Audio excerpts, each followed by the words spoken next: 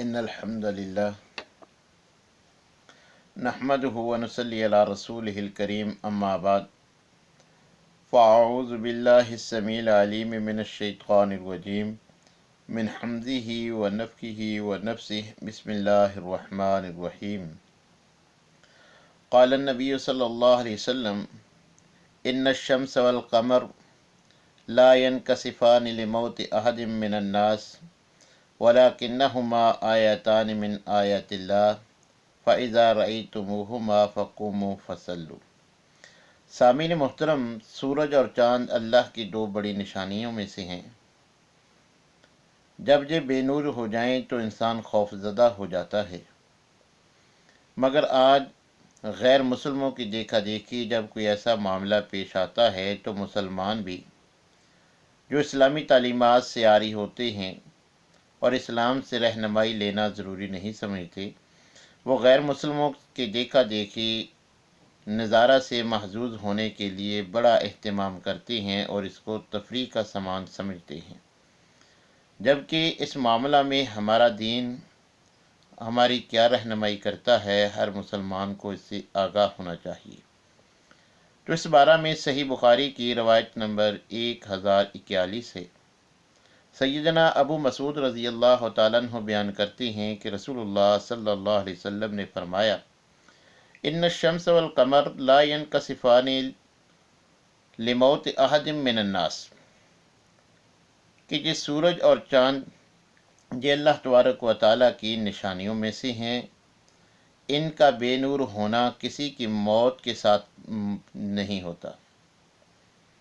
بلکہ وَلَٰكِنَّهُمَا آیَتَانِ مِنْ آیَاتِ اللَّهِ، یہ تو اللہ کی نشانیاں ہیں۔ کسی کے مرنے سے غم کی وجہ سے سورج یا چاند گرہن لگنا یہ صرف توہمات ہیں۔ نبی کریم علیہ السلام نے فرمایا کسی کی موت و حیات کے ساتھ ان کا کوئی تعلق نہیں ہوتا۔ جب ایسا ہو جائے تو ہمیں کیا کرنا چاہیے؟ تو نبی کریم علیہ السلام نے اسی حدیث میں ہماری رہنمائی کرتے ہوئے فرمایا، فَإِذَا رَأَيْتُمُوهُمَا فَقُومُوا فَصَلُّوا، کہ جب تم سورج یا چاند کو گرہن لگا ہوا دیکھو، بے نور دیکھو، تو تم نماز پڑھو اور قیام کرو۔ اور دوسری روایت میں جو کہ صحیح بخاری کی حدیث نمبر 1040 ہے، اس میں نبی کریم علیہ السلام نے نماز کے ساتھ ساتھ فرمایا، فَادْعُوا اللَّهَ وَكَبِّرُوا وَصَلُّوا وَتَصَدَّقُوا، کہ ایسا جب معاملہ پیش آ جائے، سورج گرہن لگ جائے، چاند گرہن لگ جائے، تو تم نماز پڑھو، صدقہ خیرات کرو، اللہ سے دعائیں مانگو۔ اور اسی طرح ایک تیسری روایت میں نبی کریم علیہ السلام نے فرمایا کہ جب سورج کو گرہن لگ جائے تو تم غلاموں کو آزاد کرو، غلام آزاد کرو، یعنی صدقہ کیا کرو۔ تو نبی کریم علیہ السلام کے ان فرامین سے ہمیں یہ بات معلوم ہوتی ہے کہ ہمیں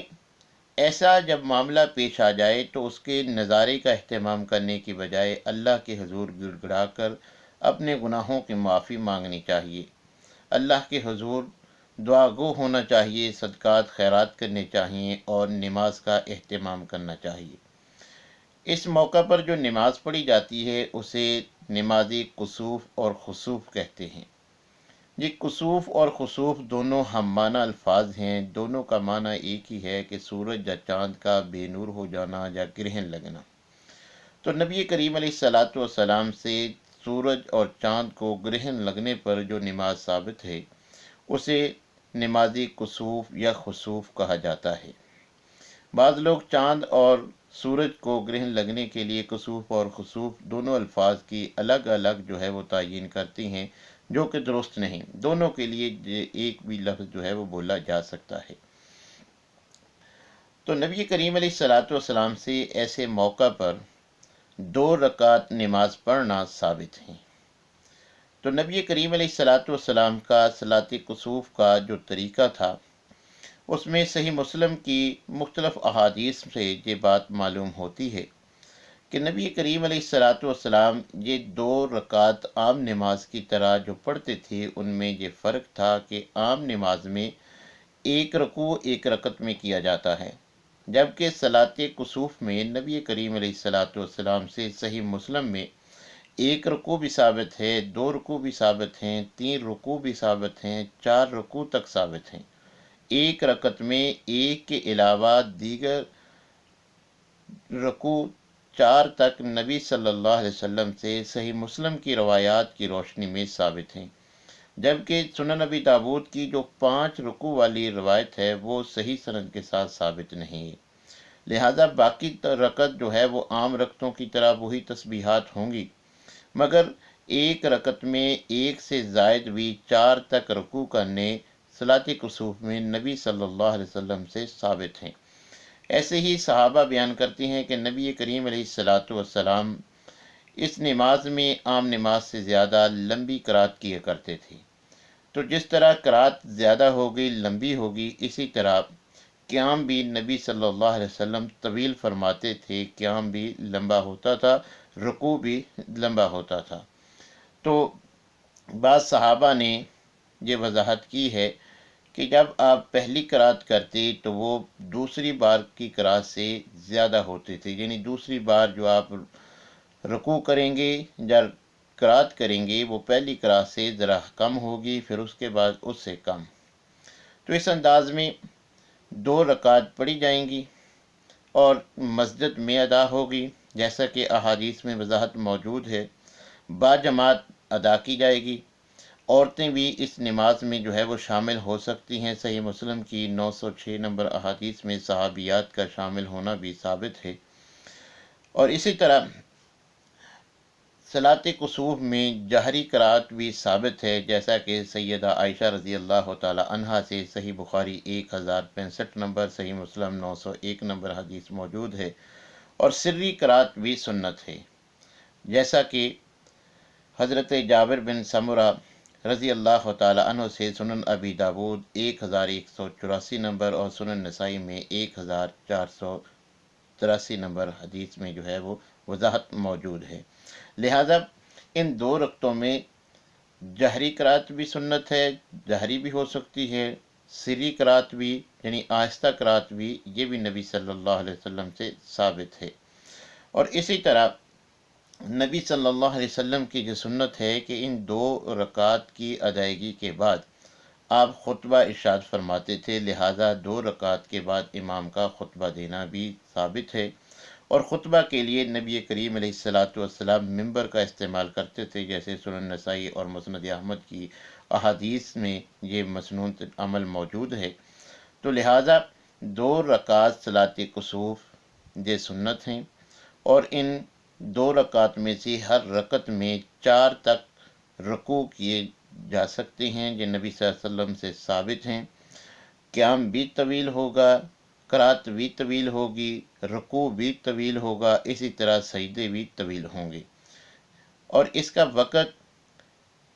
گرہن لگنے سے شروع ہوتا ہے اور گرہن کے اختتام تک جو ہے وہ اس کا وقت ہے۔ اس دورانیے میں یہ صلاۃ کسوف یا خسوف جو ہے وہ پڑھی جا سکتی ہے۔ اسی طرح نبی کریم علیہ الصلاۃ والسلام کے دور میں صحابیات بھی اس میں شامل ہوئی تھیں، تو آج بھی باجماعت نماز کا جب مسجد میں اہتمام کیا جائے تو خواتین بھی اس میں شامل ہو سکتی ہیں۔ صحیح احادیث سے یہ بات بھی معلوم ہوتی ہے کہ اس نماز کے لیے نہ اذان کہی جائے گی نہ ہی تکبیر کہی جائے گی، بلکہ صحیح بخاری کی روایت کی روح سے نبی کریم علیہ الصلاۃ والسلام نے جیسے اعلان کروایا تھا کہ ان الصلاۃ جامعہ، تو یہ ان الصلاۃ جامعہ کا اعلان کرنا یہ جو ہے وہ صحیح بخاری کی روح سے ثابت ہے۔ ویسے اس نماز کے لیے جو ہے اذان دینا یا اقامت کہنا یہ صحیح سند کے ساتھ نبی کریم علیہ الصلاۃ والسلام سے جو ہے وہ ثابت نہیں ہے۔ تو اس لیے میرے بھائیوں، جب ایسا موقع ہو جائے، اللہ کی نشانیوں میں سے ان نشانیوں کے ساتھ ایسا معاملہ پیش آ جائے، تو ہمیں اس سے نظارہ کرنے کی بجائے، اس کو تفریح کا سامان بنانے کی بجائے، اللہ کے حضور گڑ گڑا کر اللہ سے اپنے گناہوں کی معافیاں مانگنی چاہیے، صلاۃ کسوف ادا کرنی چاہیے، یہ 2 رکعات اس انداز میں مسنون طریقے سے ادا کرنی چاہیے، صدقہ خیرات کرنا چاہیے اور نیکی کے کام جو ہے وہ کرنے چاہیے، کیونکہ ہمارا جو دین ہے وہ مکمل ضابطہ حیات ہے، اپنے ماننے والوں کی ہر شعبہ میں رہنمائی کرتا ہے۔ تو ایسے معاملہ میں ہمارے دین نے ہماری یہی رہنمائی کی ہے کہ تم ایسے معاملے میں اس کو تفریح کا سما نہ بناؤ، بلکہ اللہ کے حضور عاجزی اور انکساری کے ساتھ نماز ادا کرو، صلاۃ کسوف ادا کرو۔ تو ہمیں نبی کریم علیہ الصلاۃ والسلام کا طریقہ ہی فالو کرنا چاہیے۔ اللہ تبارک و تعالیٰ سے دعا ہے کہ اللہ تعالیٰ ہمیں ہر معاملہ میں کتاب و سنت کی اتباع کرنے کی توفیق عنایت فرمائے۔ وآخر دعوانا الحمد للہ رب العالمین۔